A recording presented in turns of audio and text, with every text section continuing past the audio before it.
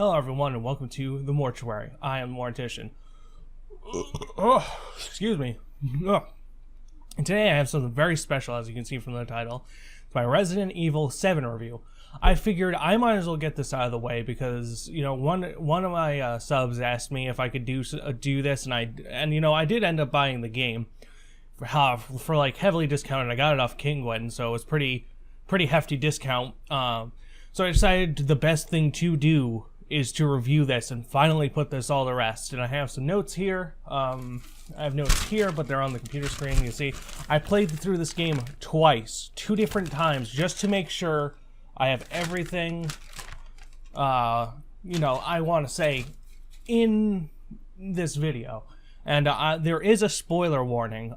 It's nothing too big. I'm not giving away final bosses or anything or something along those lines. It's minor things where an item might be, the powers of certain characters and whatnot. So if you want to avoid those, skip this video. But really, there's nothing big. I'm not ruining any plot points. There's only one thing I'm going to talk about, and I'll warn you before I get into it. All right. So we're gonna go first impressions. First started the game, it reminds me of kind of Outlast. You know, you're dropped in this area, the swampy area. You walk, and then you're in this house, this abandoned house. It looks like it's been abandoned for years and years and years. There's like fucking disgusting shit in a pot. There's like, you open the fridge and it's a disgusting fucking mess of like goop and sadness and my hopes and dreams. Find this videotape and you play it. Now this is for Clancy Jarvis. The characters within these videotapes, there's about 3 or 4 of them in the entire game, and these are where the stealth elements are. Everything else you can blast away, you can fucking take a shit on people, it doesn't matter, but the videotapes are where the stealth element relies. So nothing to get too worked up about. This game has a lot of combat. Playing with both a keyboard and controller are really nice. I started playing the game with a keyboard, and I ended playing with a controller, and I could tell you from doing half and half that, yeah, it feels really good either way. So if you're like playing on PC like I was, or I am currently, because I'm in the middle of my 3rd playthrough, you can play it either way. And it's very rare that I get to say that, because a lot of the times when you have FPS titles, I will tell you that the keyboard and mouse is the only way to play it. But in this case, it works really well, the controller. Knife stab is really wimpy. He takes the knife. Hold on, do I have my knife around? So basically, he takes the knife and he has 2 different stabs. He has like something like this, and then he does this. He has this fucking movement, and he goes. And it's just like, that's supposed to be, I guess, the powerful move, but it's so wimpy. The first time I did it, I was laughing hysterically. It was so fucking funny. Daddy, which is Jack, acts a lot like Nemesis. You can knock him down during encounters, but you cannot kill him. Now, I actually kind of like this. If you guys ever play Resident Evil 3, you know that you can kill Nemesis, but he'll always come back. He'll get up and start chasing you again. And that's how Jack acts. And there's a lot of parallels between Resident Evil 3 I see in this game. So we're going to go down. The gunplay is really nice. I actually really like all of the guns. All of them feel like they have an oomph to them that I think that would be lacking in other games. Because sometimes when you get a horror game and it's based like this, the guns feel wimpy and just blech. But this game, it actually feels nice. Even the weaker pistol, the first pistol you get, is actually pretty nice to fire.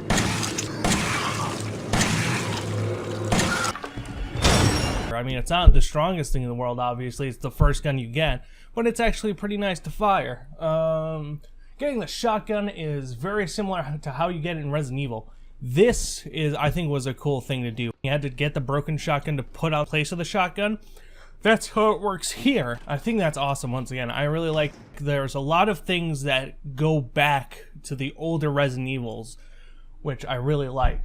The inventory system is very reminiscent of older Resident Evil titles.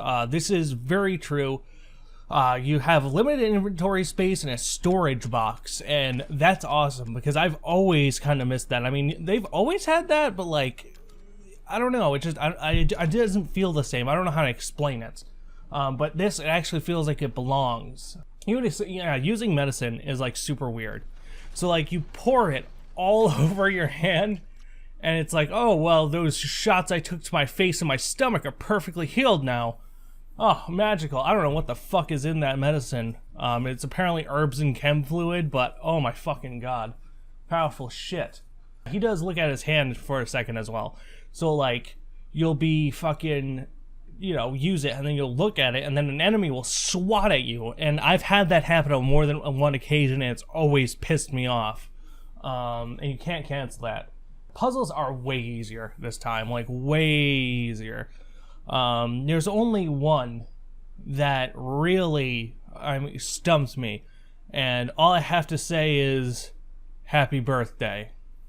Making ammo and medication is very similar to how you do in Resident Evil 3. This is true as well. You know, you got the gunpowder, and I believe, obviously it was gunpowder A, and then you can combine them to make A, B, and whatnot. It's somewhat similar to that, but it's more simplified. So you get strong chem fluid and chem fluid, but there's like gunpowder and solid fuel. So you can take strong chem fluid and solid fuel and make a flame round. You can take strong chem fluid and the gunpowder and make enhanced handgun ammunition. You can take the chem fluid and solid fuel and make burner fuel. So it's actually very reminiscent. I mean, I'm not going to say it's completely the same. It's very simplified compared to Resident Evil 3, but it's still nice to have that. There are different types of keys. So there's the Scorpion key, the Crow key, and the Serpent keys. And this reminds me once again, it reminds me a lot of the first Resident Evil with the armor key, the helmet key, the sword key, the shield key. And it harkens back to that time where hunting for keys and looking for the unlockable doors is a thing. This game looks nice. Like, this game, like, graphically, it's just a beautiful game. The lighting is really nice. The shadows are really nice. The small things like wood and whatnot look really nice. But the hair on characters who have, like, long hair, oh my fucking god, they look like shit. Like, I don't know what it is, but they move their head and it seems like they go bald in one spot. It's so fucking gross. And it kind of takes me out of the awe of how this game looks. Not too many enemy types. There's only like 2 or 3. A normal enemy, a crawler, and bugs. And there's only like, technically there's only 2 kinds of bugs. There is like spiders, which I could count as another enemy, but they're not really an enemy. They're just obstacles, not really like... let me put it this way, you have to be stupid to get hurt by them. I've had weird FPS drops. I think it's because the game loads. Like, I think it loads, and I've never seen this in a game like this, or a PC game, but it seems like when you hit a certain area, I've had this happen more commonly with the 3 dog head doors. That's where a lot of my FPS drops are, and I'll walk back to that area and it'll be perfectly fine as if it never happened. It's not consistent. I mean, it is consistent, but it's inconsistent. I don't know how to fucking phrase that. The main areas of the game remind me somewhat of Spencer Manor. There's like small nooks and crannies. Oh, excuse me. Inside of the homes actually does remind me of Spencer Manor. It's like upscale, but like kind of homey. It just, I don't know if it's just me. It could be just me, but it just reminds me of it. The wallpaper, the furniture and whatnot, it's just kind of reminiscent of certain areas of Spencer Manor. Yeah, this is weird. Sometimes the game is in slow motion. I have no idea how this fucking happens. It's like I'm playing in the Matrix. Like, I'll be in the middle of doing something, and then it's not like an FPS drop. It's just slow motion. Like I'm fucking Neo from the Matrix or something. I don't know what causes this. I don't think it has anything to do with enemies, because I've had it happen in places where there aren't any.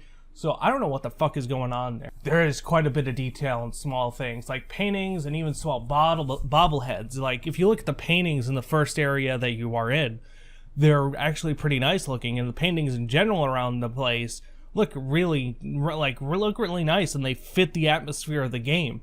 And it's just small shit like that that reminds me of the first Resident Evils as well, because you'd look at a painting and the first one, you press A, you don't have to press A this time. You can actually see it and formulate the thought in your head, and it has this better effect than just having to read it in Jill's voice or something. You're like, oh my god, that's what this painting is, a woman with a hood over her head or whatever. And it's really awesome. Now we're into the last part. This is probably my biggest gripe with the entire game. I had nothing but trouble trying to fucking get this game to launch. I don't know what it was, but I had to get a third-party source in order to get the Visual Studio update. For whatever reason, Resident Evil just would not install it at all. I don't know what was going on, and it was very frustrating. I don't like Mia as a character. I just can't stand her voice, and like every time you see her, she just beats around the bush, and it's just fucking retarded. I don't like her.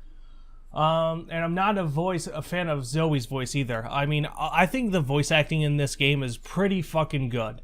But like, other than these two, every voice actor I actually like. I think they do a really good job, but for whatever reason, I don't know what the fuck happened. If they were, I don't know, maybe having a bad day, but they just can't do this job for whatever reason. Just maybe they're not used to being in a horror game. Maybe they're not used to putting that kind of fear in their voice. I don't know what it is, but I just do not dig their voices. There's the other thing. Who places the videotapes? Like, that's actually a serious question. I mean, there could be someone in the I don't know what to call this, a manor maybe. We'll call it a manor, but it's really not. In the manor, who's sound-minded enough to place these around so you can find them, or I don't know, it's just a very weird experience. Every now and again, I get stuck on doors. This happened a couple times during my gameplay. I literally got stuck on a door, and then I got fucking destroyed by an enemy because I was low on health. It's happened on a couple of occasions. I know it's probably just the way I go into the door, but it's like, it is kind of aggravating that they just don't open at any point. Enemies can hit you while you're doing things that you cannot cancel. So there's this part in the mines where you have to push a mine carts, and what ends up happening is, or what ended up happening was, I got hit and I couldn't cancel the action. So it was like unavoidable damage. I mean, you can hit them or kill that enemy beforehand, but I figured I might as well kill him with the cart, which I did do, but the first playthrough that did not happen. Jump scares are actually pretty scarce. They don't feel cheap because of this. Yeah, I'm gonna say it right out. I'm glad they didn't turn this into a jump scare fest. That's the FPS horror killer to me. Jump scares are almost, someone's car just backfired and scared the shit out of me. Jump scares are riddled throughout FPS horror games, and this is my biggest gripe with them. In this game, there aren't too many, and where there are, they're actually really nice. And it's just, it's not necessarily similar to the older games, because there weren't too many. I mean, unless a Crimson Head was off camera and then rushes you and scares the shit out of you. But like this, it feels good because there aren't Crimson Heads. This isn't a fixed camera deal. So like having these scattered sparsely throughout the game really help it maintain its scariness. Now this is kind of a spoiler. The choice you make is pretty much pointless unless you want to get an achievement. Yeah, there's like no reason. This choice shouldn't even fucking exist. There is 2 different endings depending on this choice, but either way, it's just, it doesn't make much difference. It doesn't affect the end game at all, actually. It doesn't affect it at all. You'll still have the same ending. I'm not going to spoil the ending, but it's pretty much the same thing. That's all I'm going to say on that. Boss fights are all right. Not much to them. Nothing over the top like Yawn or Tyrant. Yeah, that is true. There's not. I can only think of like 2. I think there's only like 2 boss fights. I mean real boss fights. I mean, technically there are more than that, but they don't have a resolution, so to speak. It's hard for me to explain. I don't feel like a lot of the encounters I had with some of the bakers were bossy. I just felt like it was just another puzzle or something. So yeah, not really a con, but it irritates me that you can only open one drawer on a wardrobe when there's more than one. I mean, this is supposed to be fighting for your survival. You should be able to open every drawer on a fucking wardrobe. All of them. I don't just look at my fucking bureau over here and go, well, you know what, I'm looking for a game controller, open one and go, there's nothing else in the other drawers. It's just, it doesn't make sense. You should if you're really that scrapped for ammunition and shit, you should be checking high and motherfucking low, opening every goddamn drawer, every wardrobe and everything, searching the entire house from top to bottom, making sure you didn't miss anything. It just kind of takes away. I mean, it's like I said, it's more of a nitpick than anything, but it's just, it's very odd to me that you can only open one drawer per thing. Not really filled to the brim with enemies. There aren't too many enemies within the game. I mean, there are, but it just doesn't feel like there's many. I mean, maybe it's because I did play this on easy because I wanted to get this gameplay footage as fast as I could, but it just didn't feel like there were too many because I could blast through them relatively easily. That doesn't mean that you should blast through all of them relatively easily, because it can bite you in the ass, and it has on my first playthrough. And this is another thing. In the first person view, you really can't hide enemies well. Like, not to get back into the fucking Crimson Head thing, but that's a good example. Like the Crimson Heads, you could kill a zombie, forget to burn it, and then you come back, and you might have completely forgotten it exists. And out comes this fucker flying at 100 miles per hour and makes you shit yourself. The hunters as well. The hunters that are off fucking screen. You can't fucking see them and they pounce on you. And the dogs you can't fucking see. They pounce on you and scare the shit out of you. There's only one time I can really recall it being a bit scary. But even then I was like, meh.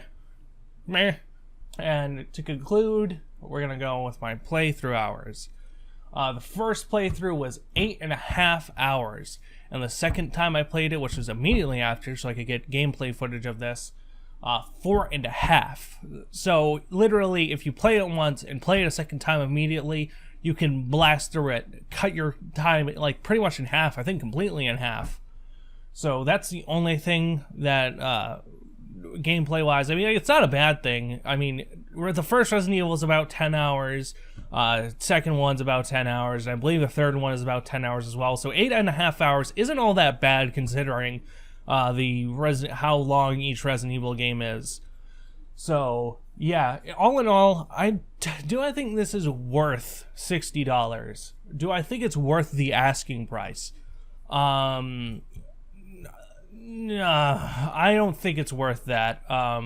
And I'm not saying that because I'm slanted against the game. I'm saying this because if I would have paid $60 for this, it feels rather shallow, and there's not much difference in it. I mean, if you play Madhouse, the differences are there's a lot of differences on item placement and whatnot, but I don't think just that alone would make it worth $60 unless you're like one of those completionist people. Which I am, admittedly, with this game, and this is the only game for a long time, and even like similar to Otage, I just want to get a better time, and I want to get a completionist run. So I think what I paid for it, I paid like $30 for it. Yeah, I did overpay, but I wanted to get this review out to you. This was not about me owning Resident Evil 7. It was about me making sure you guys are armed with the knowledge, because I'm not going to bullshit you. I'm not going to sit here and just pretend there aren't flaws in it. I still do not like the first-person camera. I think it changes the game into something that it really isn't. I don't want to say it isn't Resident Evil, because there's so much shit that makes it, but it feels off.